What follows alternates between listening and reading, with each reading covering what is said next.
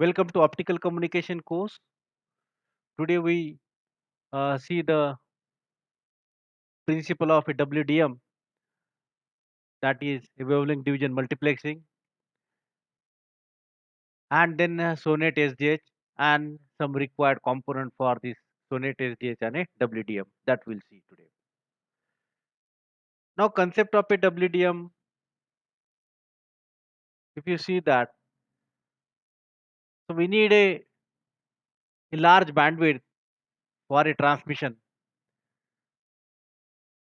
But in the case of a large bandwidth, we need to see that how many number of channels can be accommodated in that particular bandwidth.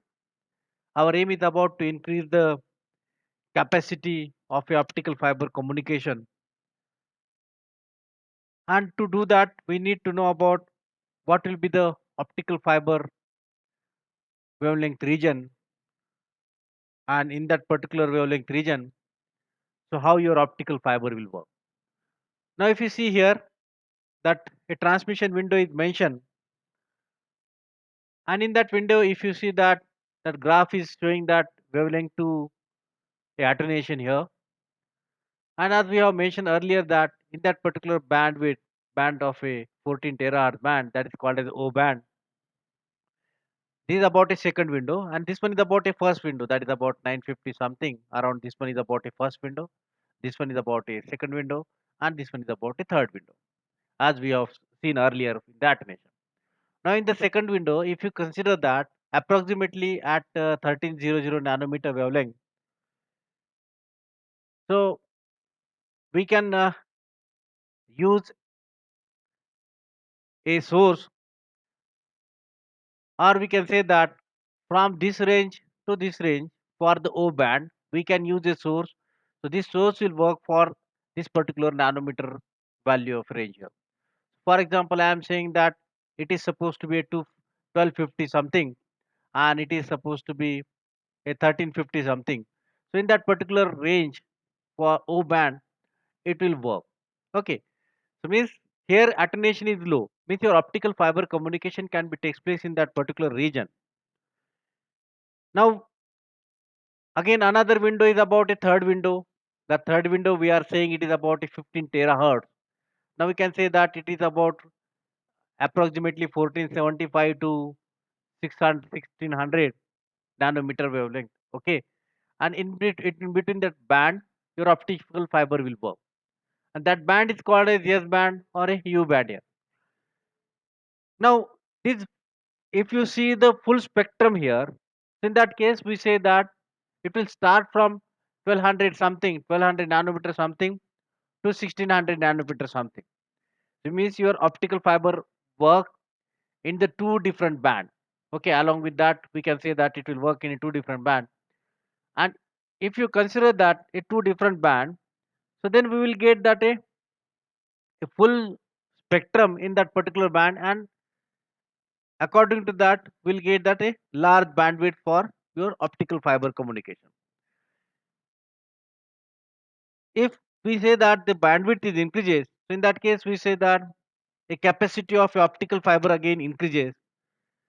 But again, restrictions are related to the light source, because a light source used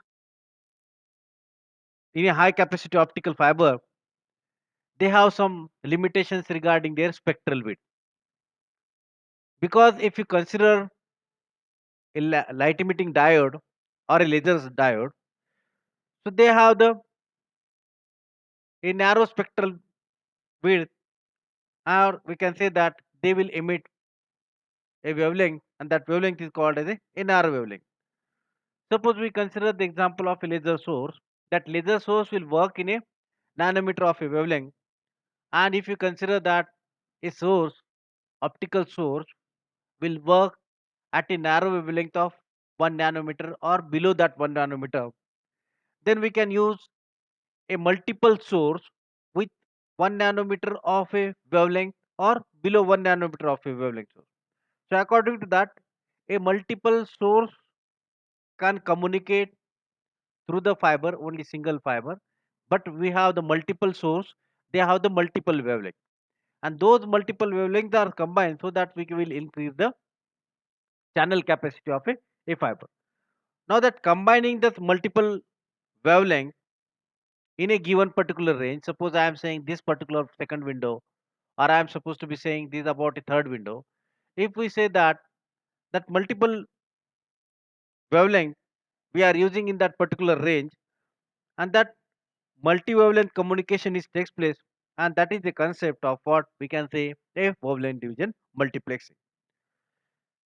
Now in this wavelength division multiplexing, if you consider that we are using the optical source, and that optical source has a narrow spectral emission band, say supposed to be 1 nanometer of a emission band. So in that case, now here example is about 100 gigahertz, and here is about a channel is about a zero point 0.8 nanometer. Means your source will work at a zero point 0.8 nanometer. Even if it is work at a zero point 0.8 nanometer, it will provide us a 100 gigahertz of a capacity. Now for this multiple wavelength source, multiple sources, they will work or they will operate at a 1 nanometer or a below 1 nanometer of a wavelength, and we combine those sources, and then we feed our fiber, and that combining that wavelength, and that is nothing but a wavelength division multiplexing. So we are combining all those wavelength together optical through those optical sources, and for combining we require a multiplexer, and that sources are nothing but a various laser sources we are using, and they are connected to this multiplexer, and that is the process is called as a wavelength division multiplexing. So in that case, we are using a small number of a wavelength channel, that is say that a zero point 0.8 nanometer of a wavelength channel. So we are using a small number of a wavelength channels, and because of that many wavelength channels we are using, and we are combining those wavelength channel to increase the capacity of the optical fiber. Now we can use this wavelength division multiplexing here for the long distance communication, or we can say that we can use for the terrestrial communication, or we can use this in a undersea transmission system, we can use at a metro network, we can use at a fiber to the premise networks. So there are the various applications of this wavelength division multiplexing. Now now this is about the typical wavelength division multiplexing network.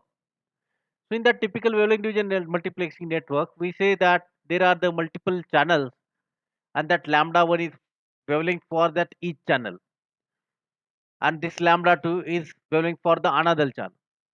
So there are the L1 to Ln channels, means n number of a channels. N number of channels means we have the various sources. Here we have mentioned that tunable sources. That tunable sources mean that laser will work at that particular wavelength. Okay, so this one is a lambda 1 wavelength. Means we can say that zero point 0.8 nanometer wavelength. Okay, that difference of each and every source we say it is operating in that particular wavelength. Now all these sources are combined. Here we'll get that a wavelength multiplexer. So combine here we will get the multiplexing of this all these sources here. Means we have the multiple channels, they are combined, and that combined sources are propagating through the fiber. So this is about a fiber. So before that, here we are using a amplifier, we are using pre-amplifier, post-amplifier, we are using inline amplifier, and then we have a optical fiber. So means all the combined sources, all the combined channels are propagating through the optical fiber, and at the end, if you see that we have the wavelength division multiplexer, demultiplexer here, and we are separating that wavelength to the respective channel. So that is about a receiver. We say receiver is nothing but what we can say. It has a detector, and that receiver they have the optical filters. Optical filters means what? That receiver will work for that given particular wavelength only. So if you see here, a point to point communication takes place if we have a single source and a single receiver. So you can say that a point to point communication takes place through the fiber. To increase the channel capacity of this optical fiber, so use a multiple source instead of a single source. So we use a multiple source, means multiple laser sources here we are connecting, and at the end, receiving end, we have the multiple detector. And then using that scenario, multiple sources and multiple receiver, so we can utilize the large bandwidth capacity of a optical fiber. So that's why, so WDM is used to upgrade the capacity of a point to point communication link in a optical fiber. So we say that earlier that a window, here is about a window, we say that a 1250 something to 1340 1340 something nanometer. Now if supposed to be, if we separate that wavelength with a 1 nanometer each, and separation between one wavelength is about 1 nanometer or 2 nanometer. So according to that, we can say that through that particular band, there are a large number of channels can be accommodated here. So in case of O band only. So means if we combine that all other band here, and we are separating that particular spectral band, so in that case, that is called as a dense wavelength division multiplexing. So there are the wavelength separation is a small here, and that network has a more number of a channels. So that is called as a dense wavelength dense wavelength division multiplexing here. Now this in this wavelength division multiplexing, we are just separating few sources and we are connecting a few sources here. But in the case of a dense wavelength division multiplexing, we are considering the large number of uh, sources. They are separated with some nanometer of a wavelength there. More number of a sources we are going to be consider, and those are separated with a specific wavelength. And according to that, we can increase the capacity of a optical fiber here. But in that case, what are the problem in that wavelength division multiplexer here? So whichever the sources we are using, that sources are a high quality sources with a narrow spectral width. Means we can say that emitting light from these given sources have the narrow width, and that narrow width we say that it is about around that a 1 nanometer there. And similarly at the receiver, if you see that that detector is to be operate at that particular wavelength, so that's why we are using a filters here. Okay, so that interference filters we can use, or we can use a uh, that another technique that is about a bragging effect and all. So we can use that technique and we can separate out that different wavelength sources here. Okay, so that's why we can consider that this particular wavelength division multiplexer, and here we say that we can improve the large number of channels here. So now what are the components we are using? Now here the multiplexer along with that optical fiber. Now we are saying that a large number of a capacity of a fiber can be utilized using the wavelength division multiplexer. But again, we need to think over another aspect is that because we have a multiple sources are combined here, and then what will be the maximum power generated by this? Okay, so now that maximum power generated, that will not affect what because we are combining all the sources here, and that combined sources we are propagating through this optical fiber. So optical power naturally it will be increased. If that optical power increases, then there are the limitation of optical fiber. If that power is increases, so then there will be a scattering. So we need to use a wavelength division multiplexing technique along with that effect of that scattering. So that's why we need to use a device in such a way that that output of that multiplexer is not more than that required optical fiber. If it is sorry, higher level, okay, higher threshold value, that threshold value of optical fiber maximum. So if it is more than that, then power will be scattered. So that's why in a wavelength division multiplexing, so we need to consider that a link performance, how much will be the optical power propagating through the optical fiber. So that's why we need to use a device to limit the requirement here. Here the limitation, that power level limiters we need to be used, or we need to use a sources those who have a low optical output. Okay, so according to that we'll combine.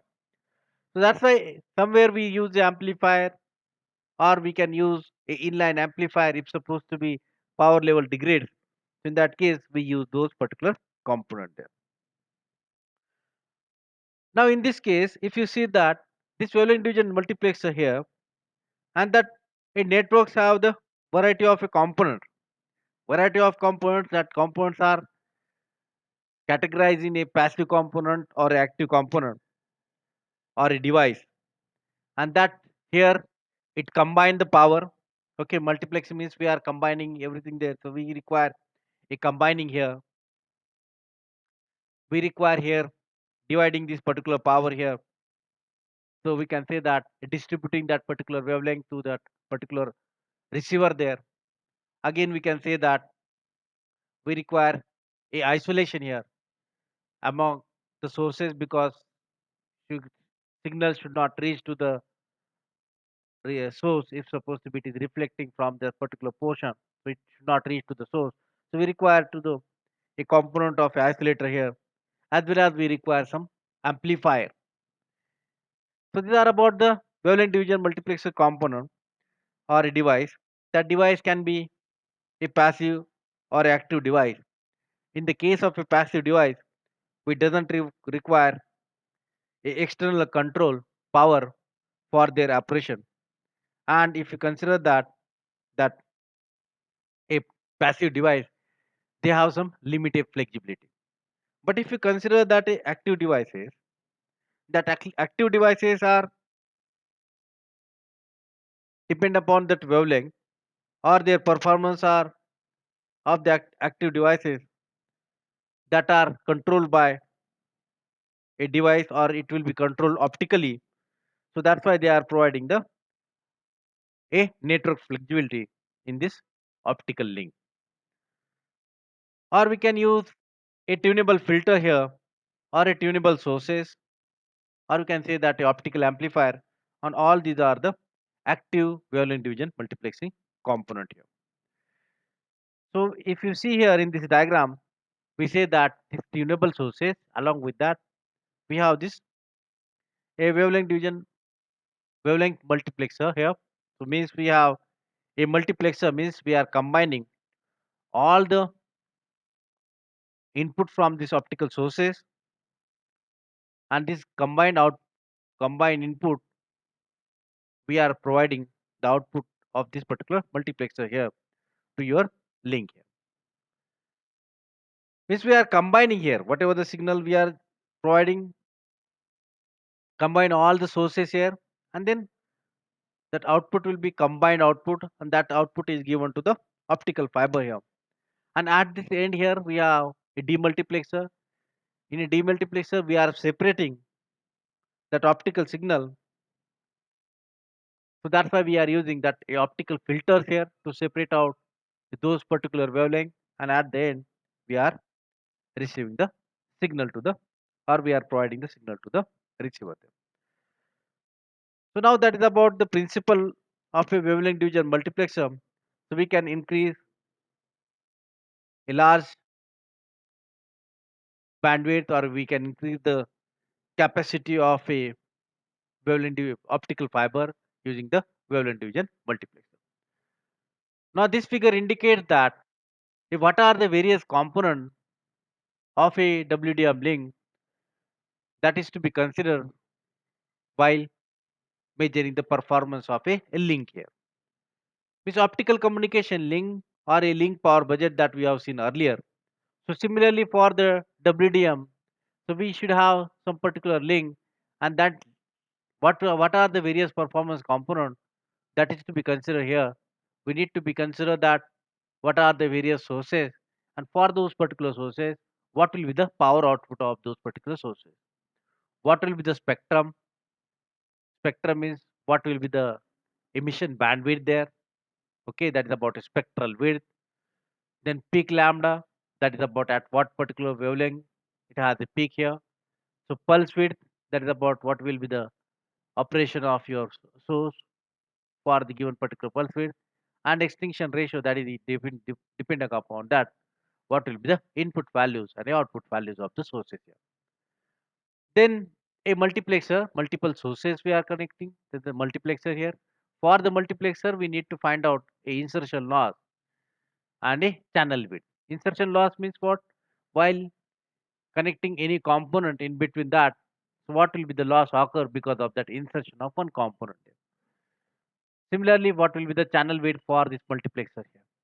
Then we have the optical fiber link here, and along with that, we are using somewhere a optical amplifier or inline amplifier. So for this, we require what is the gain with respect to the a wavelength here. What will be the noise? What will be the pumping status or a pumping source we are using for this optical amplifier? And then at the fiber, so what will be the attenuation of a particular fiber? Mode field diameter of a optical fiber, chromatic dispersion. I mean that is about a we say a intermodal dispersion or intramodal dispersion. Okay, that is just like it's dispersion we say. Okay, we have a modal dispersion here. Then we have the fault location. Means we can say that at that particular place we need to use a splicing and all. So that is about a optical fiber. So then here we have a OADM. So in this case OADM means what? Optical add drop multiplexer. So optical add drop multiplexer means what? Some of the channels are not used, or some of the signal channels means what? That particular wavelengths are not used by the network. So in that case, we need to remove that wavelength from this particular link. So that's why we can say that is optical add or a drop. We can add the particular source at that particular place, or add the channel at that particular wavelength, or we can drop that particular wavelength. Suppose I am saying here lambda 1, lambda 2, lambda 3 to lambda 9. Lambda 9 now. Okay, means 9 sources we supposed to be considered. Now in that case, I am just going to remove that lambda 3 here. So means it has a lambda 2, lambda 9, but lambda 3 is not propagating. So means we are dropping that particular wavelength. Or similarly, we can add the different channel here at the same wavelength. Lambda 3 is drop here, but lambda 3 is added, means another network or another channel is connected here. That is about the optical add drop multiplexing. Then a demultiplexer here. Then for the demultiplexer, insertion loss, and we can say that a spectral response. Then we have the optical filter. So we require a spectral response for this optical filters there. Then we have the receiver, and then receiver eye diagram. So it will tell you what will be the width of a eye and what will be the height of the eye. According to that, we can select or we can read out that information. Then a bit error information, bit error rate, that should be it 10 to the power minus 9. Then what will be the jitter? Jitter means at a clock, or we can say that response time or a responsivity related to the your detector. So that is about these are the performance measurement parameters while considering the wavelength division multiplex. Then a International Telecommunication Union, that is ITU, they have defined or they have specified some channel spacing, and that channel spacing in terms of a frequency there. Now you can say that a L band of operation, or we can say that a C band of operation. If supposed to be L band of operation, we say that it is to work at the 100 gigahertz now. Okay, so in that case, so means what will be the spacing required, or for this L band, so what will be the frequency is used here. So that is it is specified here. So we can say that it is about, for example, we are saying that 18600 now. Okay, that is about a operating frequency, and 186.0.5, then 186.1.10. Okay, likewise. So we have the a L band operating frequency, means that channel, or we can say that a 100 gigahertz channel or a 50 gigahertz of a channel, they have the spacing of what, a 186 terahertz, or spacing in terms of this a nanometer there. Okay, so likewise, so we can say that a frequency spacing is defined, and that frequency spacing defined by the International Telecommunication Union, and according to that, they are using that particular channel with a spacing in the L band as well as in a C band. So just it is just indicating that what spacings are used. Now, as we have mentioned earlier, in a wavelength division multiplexing, we require a combining the power, or we require a coupling the power. Means we say that we have the multiple sources here and we are combining them. So what are the role of that coupler? So optical coupler means what? We have the number of inputs here and we'll get that n number of a output here. So coupler means what? A power from this multiple input P1, P2, P3 up to Pn now we are saying that is about the input power, and that power is to be all this input is to be coupled to this particular one channel, two channel, three channel, or n channel. That is about the coupling of all the power. Means here we are combining the power. Okay, so that is about a optical coupler. We are just combining that n input here, and we are providing output to the nth node, which we are combining the input from the n channel, and we are providing the output to the nth node. So here we require in the wavelength division multiplexing, so some combiner or some splitter we require, or that combiner or a splitter or a taps to collect the, or taps means what, just like we are taking the signal from the link or a line, that is nothing but a stab there. So we require that optical coupler or a optical splitter or a optical combiner. Now this one is about the a cross sectional view of a fused fiber coupler. Okay, that is about here we have the optical fiber here, and coupling region is about W, and two tapered region of length L. Okay, that is about, these are the tapered region of this optical fiber, and this is about a coupling region. If we have the input power, similarly we are getting the optical power here. So means power couple. Suppose we are saying that input power is at P0 now. So what will be the power coupled to this P1 and a P2 here? Okay, that is about the coupling power. And the return loss or return power, because input is given at a P0, but we are getting the output at P3. So that is nothing but a return loss. So what will be the coupling power to this P1 and a P2? So that we have to see here. So this is about a through power through. Okay, so from this particular P0 input, we will getting the output at a P1, but a P2 is we are coupling the optical power to the P2. So P0 is available at P1, but we are coupling the power from the P0 to P2 there. That is nothing but a coupling power.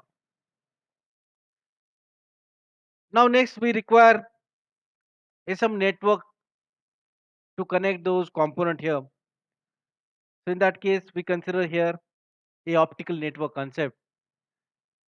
Now in this optical network concept, we see that there are the various topology we require. That network topology we need to see. So to understand that a optical network concept, so we need to know that a two layers here. We can say that one layer is about a optical layer, and another layer we can say that a physical layer.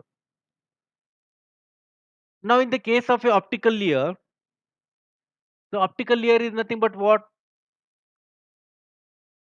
this one is about a optical layer. We have the various wavelength channels, or that optical layer is nothing but we can say that if a wavelength based channel, and that optical layer, we can say that it can be a physical layer, and that physical layer that provides a physical connection to the nodes there. So that is the what we can say a optical layer. And again, when we say that it will provide a physical connection between the node, or that path from connecting one node to the another node is nothing but is to be considered as a light path.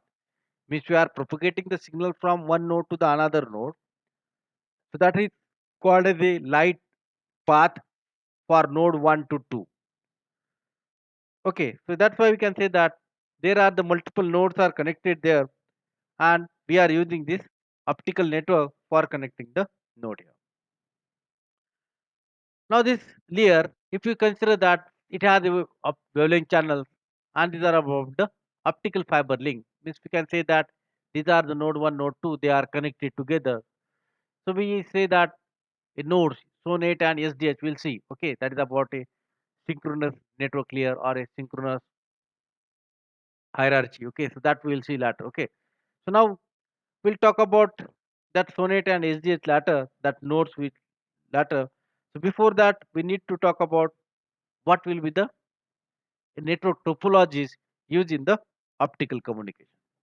Because in the wavelength division multiplexing, we can say that a link are connecting. So in that case, we can say that there are the link.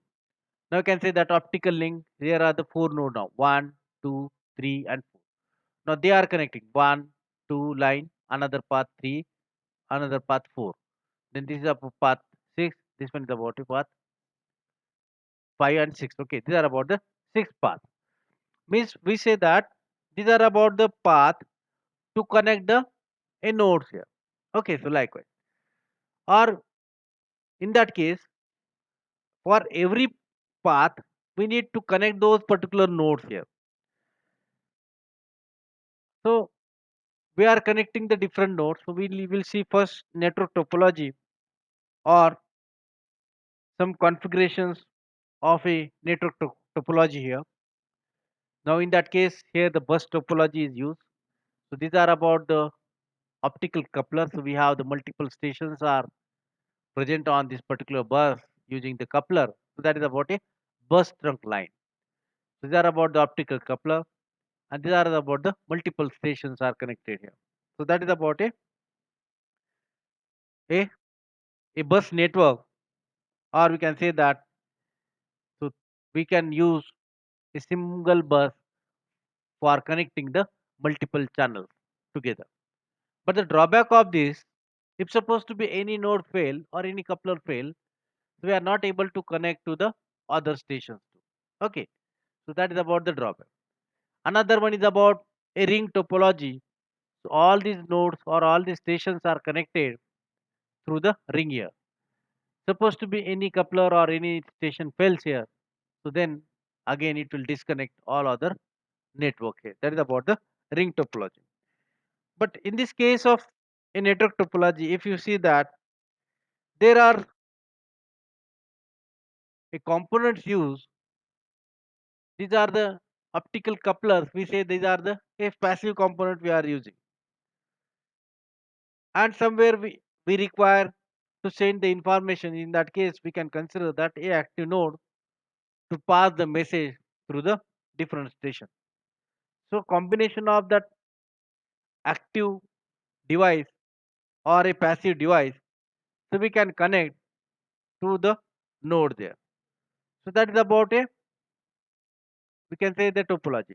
But in the case of a ring topology, we are communicating through the link, and it is about providing this a closed path, that is about in the form of a ring there, and then according to that they are connecting each and every station there. Okay, that ring breaks means we are not able to identify that how to connect this particular stations. But the, here the multiple stations are connected. So in that case, that data information is sent from one station to the another station.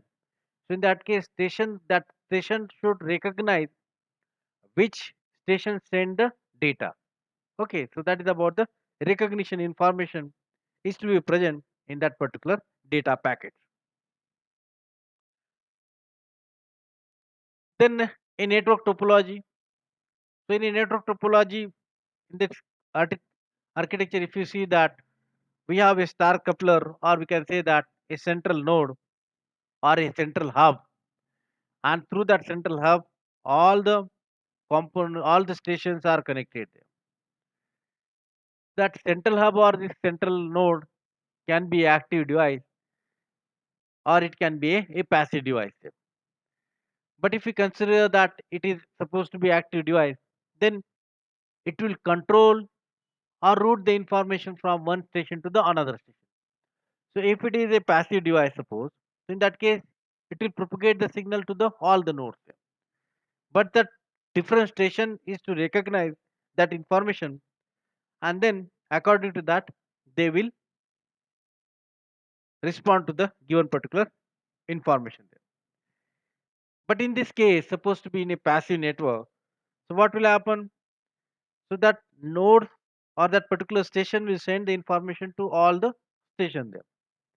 So then there will be unnecessarily burden to this particular network. That is about a star network. And then a mesh here.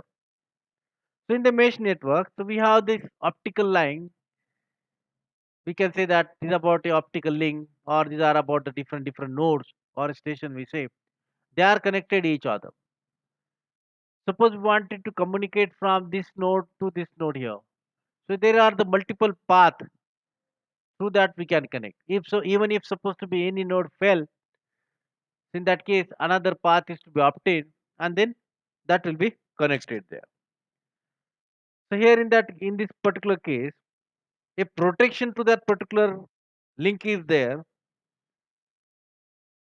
even if there is a any network fail or any node is fail or any link fail. So in always that mesh are connected to the network there. So that is about a network topology. Now, then we can say that while we are connecting a different component there, so in that case, for a given particular bus, so we need to know about what will be the coupling losses.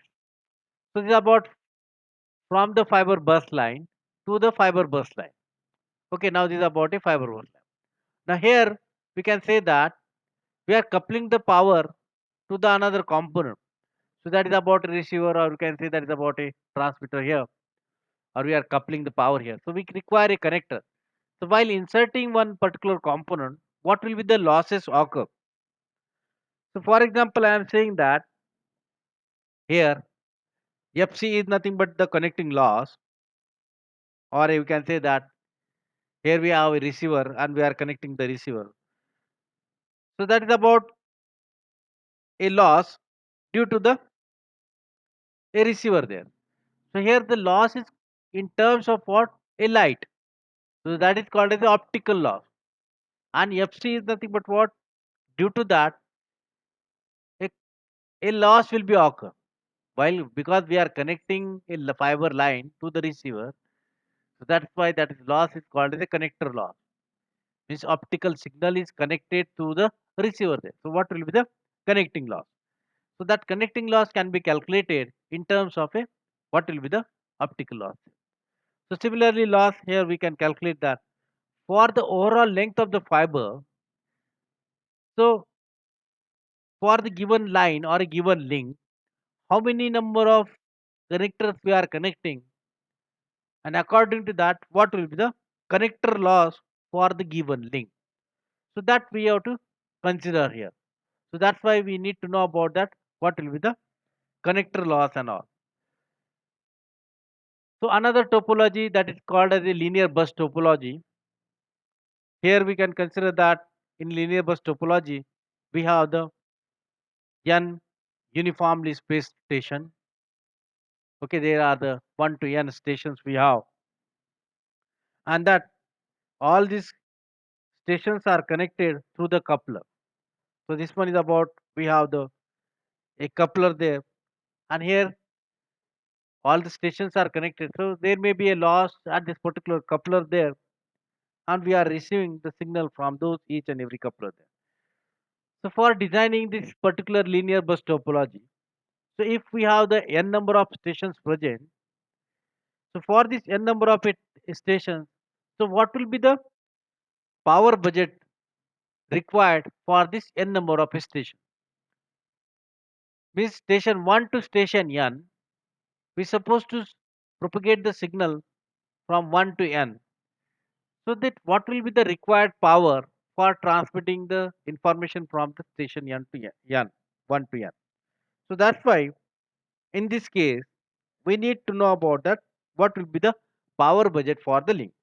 So similarly, we need to calculate that what will be the power budget requirement for each and every node here. So that is a requirement of a power budget, and we will fulfill that requirement of a power budget. Then come to the another topic is about a standard to be used in a optical network, or that standard is used in the digital format, because we can say that a signal is propagating, and that signal is nothing but in a digital format.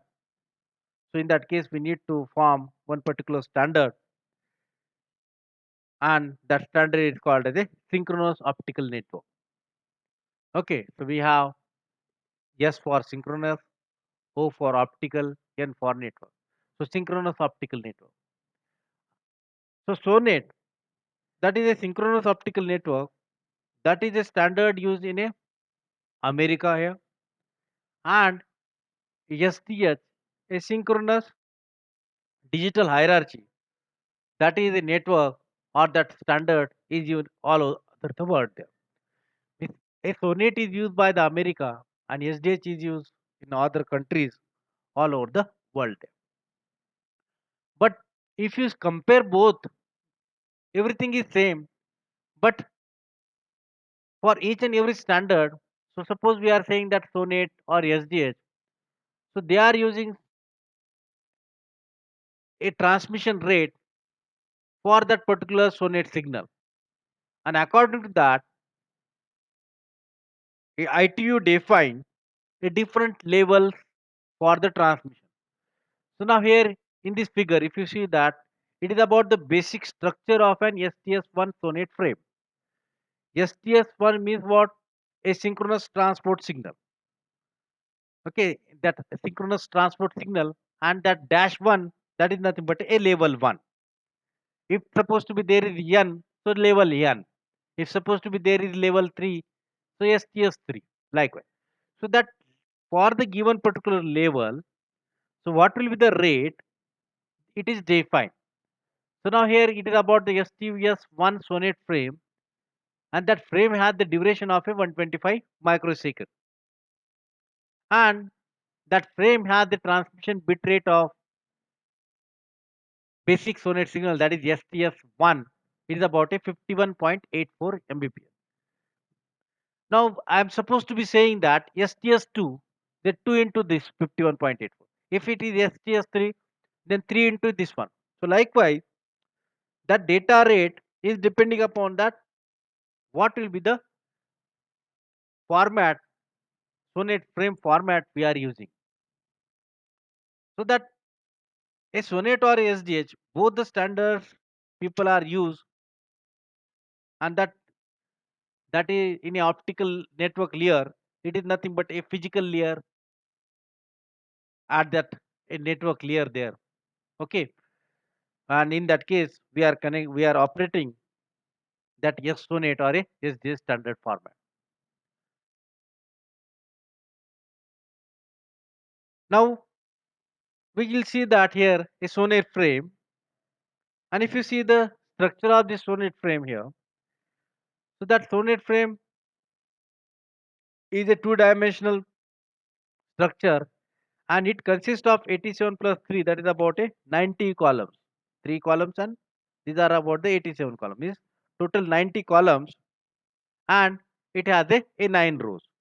Means 90 columns and a 9 rows. But out of that, these 3 columns here, that is a section and a line over here. And in between that 87 column, that is one column is about for the path overload here, and this one is about a synchronous payload envelope there. That is about a SPE. Now, if for this particular sonate, that section is nothing but that will a connect to the nearby equipment or a adjacent equipment there.